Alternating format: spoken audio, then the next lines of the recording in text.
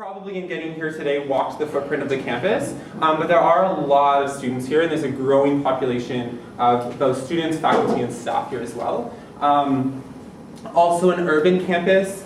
There are so many places to eat around this university. Some of them are good, some of them are bad. Almost all of them are cheaper than what you could find here at this time. Ryerson's also largely a commuter campus. Most people commute to get to work, or to get to school and to get to work in the area, at least half an hour. And it's also growing, and it's growing really, really quickly.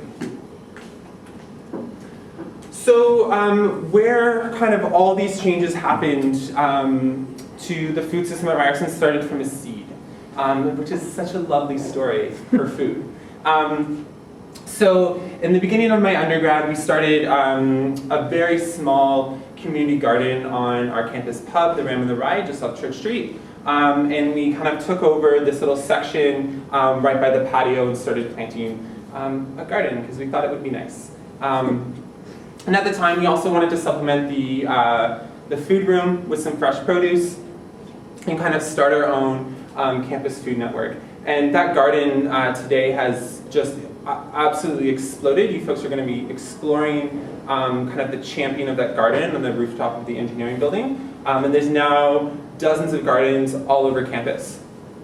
And this is probably one of the largest hubs of urban agriculture, I would argue, in downtown Toronto today. Which is awesome, and all that changes happened in 5 years. So that's kind of where it started. So I'm going to take you back to fall 2012. I was entering my 5th year of my undergrad degree, because no one does it in 4 years. And we're going to go through kind of the good, the bad, and the ugly of food on campus. So we did have actually some good news with food on campus, which you don't hear most of the time at universities and colleges across Canada. So we had this little awesome place called the Student Center, and in there we had Open Cafe and the Ram and the Rye. And food there was awesome. We continually broke records every single year. We were making more and more money off food that we then reinvested into programming and better quality food in the building, and that was basically because of a few key reasons. So the mandate of the food in this building, unlike the rest of campus, was student-run, owned, and focused. So Ryerson students actually owned a portion of that business from their student fees and from the levy that they paid to go to the university. All the decisions of these two campus eateries was made by a board that was overwhelmingly represented by students, so they held the majority. It was run on a not-for-profit basis. So any money they made at the end of the year would just be reinvested into making things even better. And the focus was to have good food, low prices, and student jobs. That's it. And because of those things and this mandate, we actually tore down a wall to expand the room, and still we were at capacity every single day for meals. And the university was very jealous. It was awesome. So the bad part of food was food at the rest of campus. Everywhere else but the Student Center was run by Airmark, and it was horrible. It was overpriced, low quality. Dietary restrictions were not being met. Food was often in such horrible condition, I don't know how it ever made it onto a plate. And the minute I entered working at the Students Union, it was just complaint after complaint after complaint. And something had to be done, especially because of the fact, the ugly part of all of this was that the contract was up that summer. So summer 2013, we were coming to the end of a 5-year contract with Airmark, and you only get a shot at this every once in a while, right? When your phone bill comes up, you have one chance to switch companies. If you don't take that chance, you never know what's going to happen. You might be stuck with the same folks again. So there was a lot of pressure at the time to get some change. So we launched what was called the Task Force on Campus Food that fall. And we essentially came up with an organizing committee of a bunch of students and important stakeholders on campus to figure out what are the problems and what are the solutions. So we plastered the campus with all these posters. We also developed a food survey to actually try to get some stats so that we actually had proof of what students were thinking, because the administration continually told us that we were exaggerating. No, we were not. We also at this time spoke to campus media that started to report on this issue once we decided this was the year to make change happen. We did class presentations, we had town hall meetings, we had multiple meetings with admin and the president of the university to let them know that we were doing this work.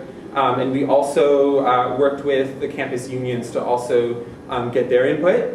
It was one thing that students were complaining, but faculty and staff who've been here many more years, many decades in fact, were like, please. It was bad. So their input in the campaign was also really valuable, and they were pleased to see that someone was taking such crucial steps to change things. So the results. So we looked at a number of different areas on food. We wanted to kind of get some idea on what people thought of the affordability, the quality, the variety, if dietary needs were being met, and then we actually wanted to test ourselves, our own food center in the student center, as well as the cafeterias and the rest of campus. And people love filling out these surveys. It's great. So what we found and what we thought was the case was actually overwhelmingly the case. So 63% of students believed food was unaffordable, 48% believed it was low quality, 59% said there was not sufficient variety. But on the flip side of this, we actually found out some really important stuff as well, more on the positive note. So we found that 91% of students believe food quality is important when selecting something to eat. 76% believe that products should be sourced in manners that are fair and sustainable to workers and producers, which told us that students were aware of the issues in large-scale agriculture, and also around some of the exploitation that takes place in the food system, and actually wanted to be on the positive side of those changes. And that also found that 83% would choose nutritious and healthy food over something that's fast fried if comparable in price. Cafeteria also told us all the time that they would put out healthy food, no one would eat it, and we said, well, is it the same price? Because 83% of people would eat it. And then they were quiet. So we also looked at ourselves and we said, okay, students, please compare all the major cafeterias on campus. Our name is in there. What do you think? And it was good for us and bad for the university. So if you can tell by this graph here, and now I don't do stats or anything like that, but the orange is us, is the student center, and in every single area that we looked at, which was affordability, quality, variety, nutritional value, and most fresh produce, we overwhelmingly were where students went, right? And some of them are barely even on the charts, right? So we presented all this data to the university, and they were like, yes, you do a good job. And that was kind of the answer. But this was the first time that we actually put this onto a graph and actually looked at, what is the number, what is the percentage that we're talking about, apart from just what are we hearing as the buzz around campus. So from the task force and from the surveys that we ran, we worked with students and other stakeholders to develop an alternative and to develop a different system for how we wanted our food system to run. So we developed an idea called the Good Food Co-op. It's an idea, it's a vision that we had then for the future of food on campus. And we wanted to model something off of what we had in the student center and what was working there. But we needed something that engaged more stakeholders on campus in other areas, and it was also sustainable, because the model that we had in the student center was sustainable for that building, but not for the rest of campus, mostly financially, because there was a lot at stake, and it does cost a lot of money to actually run a food service. So we developed a not-for-profit, cooperatively based food services alternative. And what that means is we would do things completely different from what most campuses do, which is basically outsource their food service to a third-party provider, which Ryerson had had with Airmark for many, many years, many decades, in fact. So kind of the idea and the principle behind the Good Food Co-op was to have better food and lower prices. Pretty awesome, right? It was pretty good. It was an easy sell for students. People were like, yeah, I'm already on board. We're like, great. Come to the town hall, come to the meeting, sign this petition. So we wanted to work to improve food, not profits. That was what we wanted as the Good Food Co-op. That is the opposite of how for-profit providers work.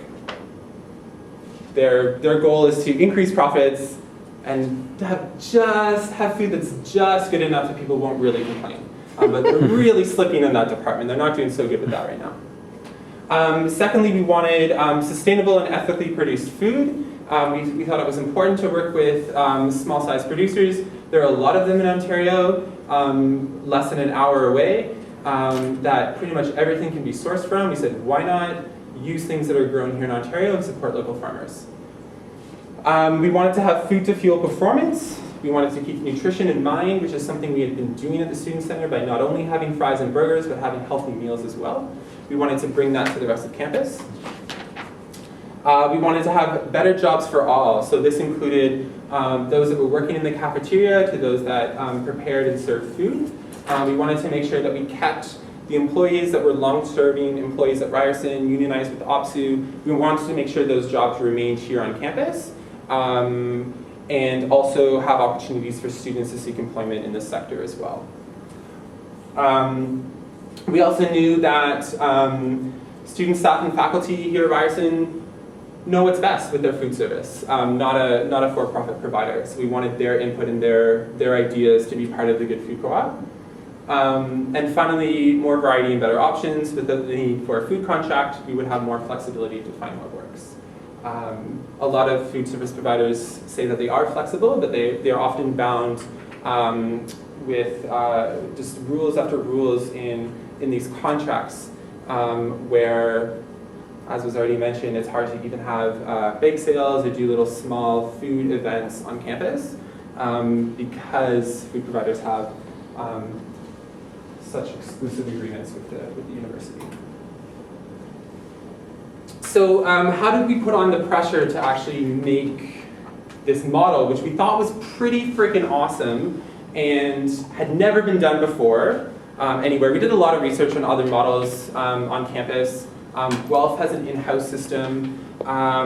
We looked at that, we liked it, but we said, you know what, we want to make it better, and we want to actually partly own our food service provider along with faculty, staff, and the administration on campus. So that's why we came up with the co-op. So how do we do it? So we said, well, why not? Well, how about we like bring on some cheap food, make it really good, bring it to campus and show people what it's all about. So we, this is all kind of surreal to believe we did this. So we knew a friend that had a food truck, so we brought the food truck on campus and we cooked some really awesome burgers. They were actually pretty healthy, and we sold them for $5. So we pretty much just broke even. But this was kind of an idea of what the Good Food Co-op could be all about. And food trucks is a huge thing in Toronto. I think they're really awesome. I've done some work to try to lobby for less rules around them because there's a lot of red tape for them in Toronto. So we said, you know what, students are going to love this idea. Let's park this thing right on campus. Let's tell no one, like literally no one. Let's not get permission to do it. And let's just park it and start selling. And that's what we did. And we sold out, especially of the pulled pork sandwich. That one was like gone so fast. And it was a one-off. You did it one day. Well, okay, so we did it one day, and then students were like, when's it coming back? And we were like, listen, like this took like a month to prepare. It also, like we staffed it with staff from the cafe. So we were like, listen, like we're already running two operations. It's a bit of a stretch to do a third, especially because the cafe has such a small kitchen. And we said, okay, fine, we'll do it again. So we did it twice. And then students were like, can you do it again? And we were like, wait till orientation. So then we waited the following year and did it again at orientation. We never asked permission though. The campus was like, can you just ask us next time? We just want to know. And Yeah. No, it's more fun if we just do it at random. And we would tweet about it and post it on Facebook, like, oh, this food truck's here, like in the morning as soon as it was set up. But it was awesome, and we also used the opportunity to get more surveys and to get students, talking about the issues, and it was so much fun and so good. Okay, so then Valentine's Day came around, and we were like, okay, this is perfect opportunity to do something hilarious. So we had a little action in the business building, and we asked students to end the love affair with bad food. So we gave away some hot chocolate and sent a bunch of tweets and messages to the university to say, this is the year to break Aramark's heart. It's Valentine's Day, end the love affair, all this stuff. It was so much fun. It was great. I hate Valentine's Day. Great campaign. So it was perfect. It was a lot of fun. We took some pictures, and it was a really good opportunity to give out some hot chocolate from the cafe that was local and organic. I feel like it was midterm time or something. Everyone was stressed out and was like, what? Why are you all so stressed out? I was only taking one course at the time, so I had a really bad perception of what was happening in people's academic lives. So that was fun. We said, listen, we need to do something in residence, because resident students had to eat this food. In order to be a student in residence, you had to buy a meal plan, which the lowest meal plan started at probably about $2,000. These folks have no choice but to eat here all the time, and couldn't always go to the student center because it would get full so quickly. So sometimes they had to eat in one of the campus-run cafeterias. So we came up with this awesome hashtag called WTFRideFood, and we asked students to tweet pictures of their meals to that hashtag and to the university. And it was at this point that the administration really started to worry. Because at this point we had evidence on the internet that you can access to this very day of the food that people were getting. And some of it was just really gross images, some of it was overpriced. But we went around in residence and encouraged people to take pictures of what they were eating and also the receipt. So some of the things are, like $3.50 for a thing of strawberries. The student went to Metro and actually compared the price difference. It was cheaper to go to Metro, which is a very expensive grocery store right off campus. You can't use your meal plan there, obviously, or students would just buy groceries because it would be a lot better. And also an $8 meal that doesn't even look like food. So there's a ton of more of these online. I would get to the office in the morning and I would scroll through these images and I would just be like, I don't even know what to do. So we showed these images to the university. They kind of try to come up with some excuses and back up Aramark's decisions over the price of items, but they did admit that there was a problem. But it was then they really started to be like, we think you're serious. And we were like, we've been serious since we started. Okay. So, then February 13th happened, the greatest day ever. This is the day that we kind of went down in history. So we had been working with a food reporter at the Toronto Star that was very well versed in what was happening with our contract at Ryerson. We had tried to get a hold of the contract. They kept saying, yeah, we'll give it to you. Yeah, we'll email it to you. Oh, we don't actually have it. Oh, we have to go find it. So we never actually got the contract, and we just knew that it was expiring sometime that summer. They also never told us the date, which is really weird. Usually contracts have end dates. That's what I told them in a meeting. It was like, I don't know what to tell you. They have end dates. When is it? So on February 13th, this story came out. We'd uncovered that Ryerson covered more than $5.6 million in losses that Aramark had agreed to cover under its contract with the university. And that's a picture of me on the front page of the Toronto Star. No big deal. Okay. A lot happened that day. Amazing. My phone was just like Great exploding. People were emailing me, and I was like, oh my god, I don't know what to do. So, this is the timeline of how that happened. 1998, first contract at Ryerson was signed. 2006, it was confidentially amended with no consultation at all between students. And what happened was Aramark wasn't making money. Now, in their language, they weren't making enough money. So they amended the contract to essentially make Ryerson pay for any losses that they had incurred. So if they didn't make enough profit, Ryerson would have to step up and pay that amount. This exists in a lot of beverage contracts with Coke and Pepsi. We still have Coca-Cola on campus. There's quotas. So essentially, if Ryerson doesn't sell enough of Coke products, then Ryerson has to essentially pay a penalty. And that is what happened here to the sum of 5.6 million, which is really sketchy because we're a public institution and they're a for-profit company. So it's like, is this even legal? We don't really know. So Toronto Star reported on this. Also, 2008, the contract was renewed. That's when it was renewed for another 5 years with no consultation. So this is why 2013 we're up for renewal. So that came out, and we're like, sweet. So things just like exploded. 24 hours later, February 14th, Ryerson students upset over covering Aramark's losses. Toronto Star came to campus because they got such wonderful reviews from this story that people just couldn't believe. And they interviewed some students. And students were like, what? Like, what is happening? This is so bad. Like, they already knew food was bad, and now their tuition fee money was going directly to Aramark, and they weren't even getting food from it. But they didn't even want the food, so, you know. So that was great. We're like, sweet, another article. Then on February 15th, the Toronto Star was like, oh, we should ask faculty and staff what they think of these losses. So there was a third article where the Faculty Association was quoted as saying, you know what, last year we were asked to cut our budgets by 3%. Now we're giving a whole bunch of money to Aramark. What is going on? So the entire campus was so angry, and it was the best week of my life.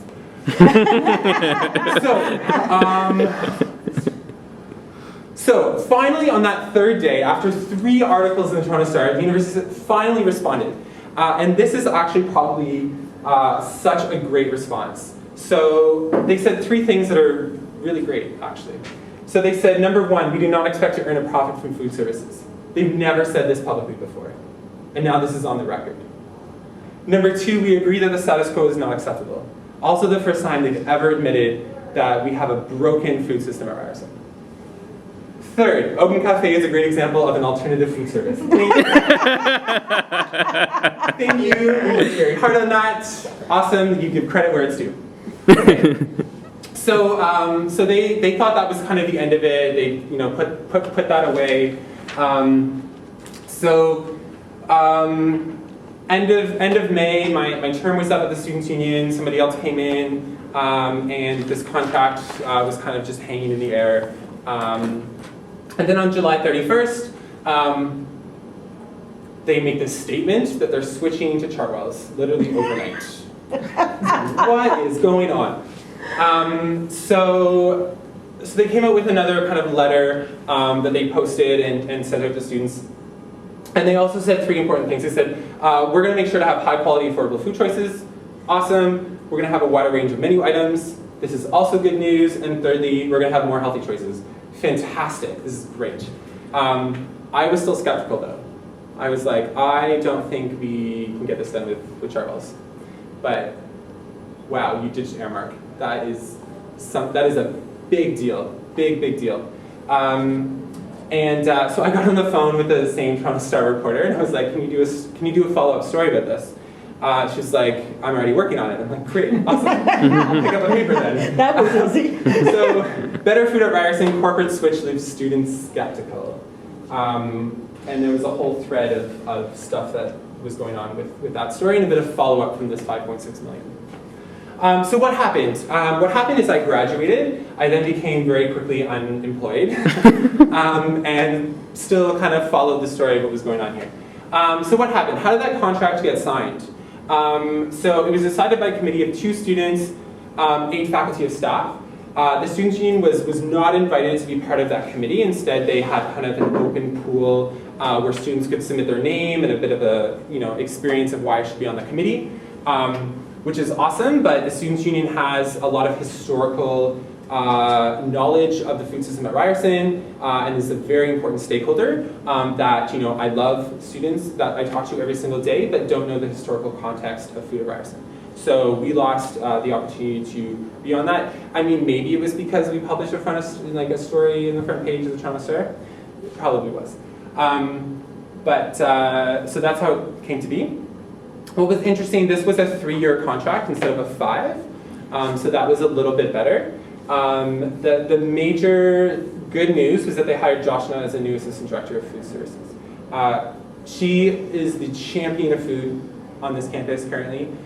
She's done some awesome work at hospitals, kind of changing their food services programs, and everything good that has happened from this campus is because of her. Everything bad that has happened now is because of Chartwell's.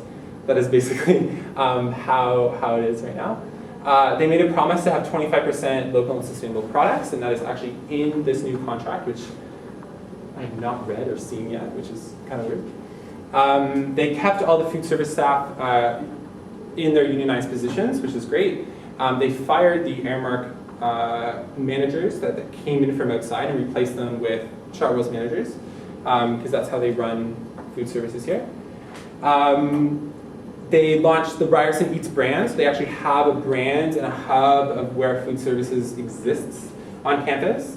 They actually have a Twitter account now, which would have been great when we ran our Twitter campaign because we didn't have anyone to send it to because they didn't exist online. Probably because they didn't want to get complaints.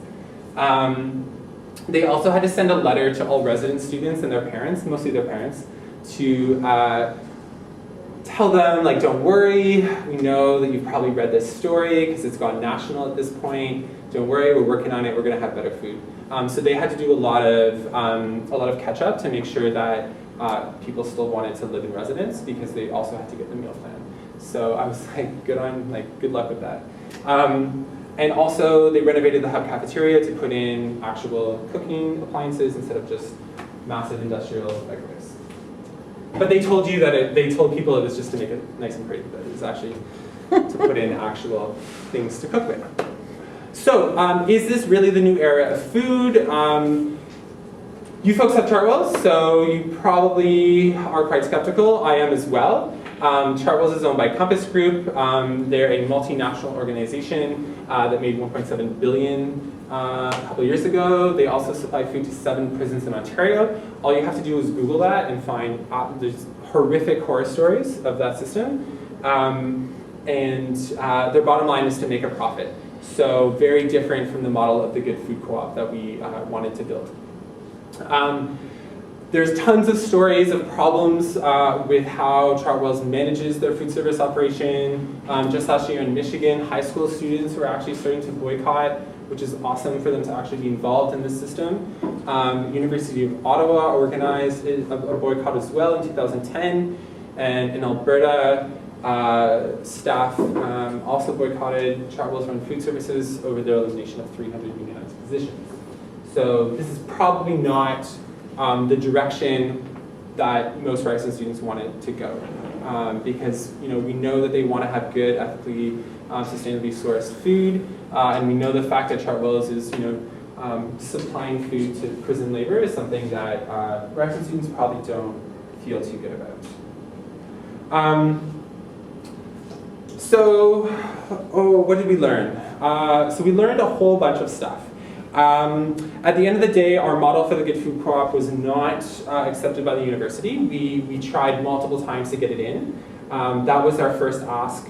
When they said no to that, we said, okay, can you extend the current contract by a year to buy us more time to negotiate how the Good Food Co-op would run? They said no to that. We said, our final plea is that you run something internal, that you run something in-house like Guelph, and that you don't outsource it. And they said no to that. So they did go with the outsourcing model, and we chose to distance ourselves from that system because that was something that we did not want to do. So we chose not to negotiate in that process. But they did it anyway, because what are universities anyway? They don't really listen to students very well. So we learned students here really actually wanted, like they actually really cared about the issue and really wanted to be part of it, which was awesome. Good research, staying up late at night, reading things about food, especially because I had never taken a course in food, really, really helped, and also with a lot of other people that were assisting with the campaign. We also, like the media was a major part in getting coverage and getting things out there. And then also people that we were working with that were helping us, we made sure that they were involved in the loop and kind of knew what was happening, what was going on. And also simple messaging was really helpful. Like we just kept repeating essentially, good food now, good food now, good food now. And people were like, yes, I want all of those things currently. So that was great. A few things to keep in mind is that we have the power, we have the knowledge, power, and skills to change our food system. We honestly do. The story, not only here at Ryerson, but at other campuses, is now part of a national discussion that's going on with food services. And more campuses are starting to reject this for-profit model. So public opinion is on our side, which is one of the hardest things to get. So all you have to do is essentially organize and say the same thing over and over and over again. Every action, no matter how small, makes a difference. Remember, this all started from one seed. I don't remember what vegetable it was from, maybe a tomato, but it was from a seed, which is pretty awesome. And finally, united, we can win a sustainable food system for all, which is kind of the philosophy that we went with on this campaign. So that's pretty much the story of where things are at now. I have yet to eat here on campus, but I have been invited back by Joshna to grab a meal with her sometime this summer. So we're gonna have a little chat. I'm gonna ask her to get rid of Chartwells and for her to stay and to keep doing her thing. So my time at Ryerson is done, and it's now in students' hands here to continue to put on pressure to make sure that the promises they made are still happening. So this is my contact info if you have. If you want to get in touch following this presentation, this is also online. So if you Google my name and just throw in like Ryerson, you will find so many things, some of which are really embarrassing, so don't read all of it. But this presentation's online, and if you have any questions, yeah. Even though you weren't very happy with Chartwells, was it better food than before? I don't actually know. I have not eaten here since. So, I mean, I think it has. They started doing $5 meal specials, which was something that we have been doing for decades. So they didn't credit us for that idea. But yes, I think it's improved, mainly because of Joshna. And they've done a bit of a different structure where she's more involved in meal planning and in the choices of what they source and how they source them. Whereas Chartwells comes in to oversee the operations and kind of the management structure. They also have relationships with Cisco and other companies that provide food, so that's where they come in. So I think they've improved, but of course, is this kind of the final, is this the best model? Maybe not, but is it better? Absolutely. Yeah. I have a question. So one issue that I'm finding with a lot of the food service companies is that they have like monopolies, and they have strong exclusivity, and they, as Robin mentioned, they shut down any kind of thing that confronts them in any way, even however minuscule the profits from those other alternatives are. So I wonder how much that topic of monopoly and exclusivity figured in this campaign. Yeah. So we brought that up pretty early on when we were talking to the administration. The Students Union has hundreds and hundreds of student groups. And one thing they do is they do a lot of cooking and give away food and stuff like that to fundraise for a lot of their events. And most of the time that goes pretty smooth and they get away with it even though they're not even supposed to have a bake sale. outside of the student center. Student center, we can do whatever we want because it's our building. Outside of that, not even supposed to have a bake sale. So most of the time it was fine, people got away with it. Most students didn't even know. But the minute there was any sort of heating element or we started to do anything like an actual meal, they sort of start to crack down. So that was one of the things we said was, we don't want this to be an exclusive contract. We also offered to take over one of their cafeterias. So we said, if you want to outsource the rest of campus, give us one space, give us one other area. At the time, they were building the new student learning center, so we said, can we open another coffee shop? We wanted to call it the Student Grind. We had a name, we had everything. We knew how to run a cafe. We submitted a request for proposal, which is kind of an application that they would then review to decide, who they would like to run that station. They never really took us seriously. They put in a Starbucks, which I can't even tell you how frustrating that is because there are so many Starbucks around campus. There's probably 15 to 20 within 3 blocks of where we're standing right now. So that was horrible. But we asked for, we really gave them opportunity to give us even something really small. We even asked for like a salad stand. We were like, can we get like one cooking station in your larger cafeteria that you can run? We just run this little tiny small element. And they really didn't want to do that. So we said, all right, we'll continue to beat you with the food that we do in the student center. So, but we tried. And in terms of like food and students that are doing food stuff, I think that they're more lenient on that now. We obviously broke all the rules when we played our little game with this campaign. We give away food, in fact, right outside the cafeteria, like full-on meals for free. We made some food at the student center. We brought it over to the cafeteria and then gave it away for free, like full meals, 3 courses. And we actually invited the administration to come to it. And we wanted them to kick us out, but they didn't. Sometimes they're smart, right? And they know when to do that. But we got away with it because we were the Students Union and we had a lot of resources to put pressure on. But average student that wants to do a big sale for their class or for an event or as a fundraiser might not be aware of those rules. But I hear they're more lenient on that now. You're still probably technically not supposed to do it. Yeah, it's brutal. Any other questions? Thank you so much.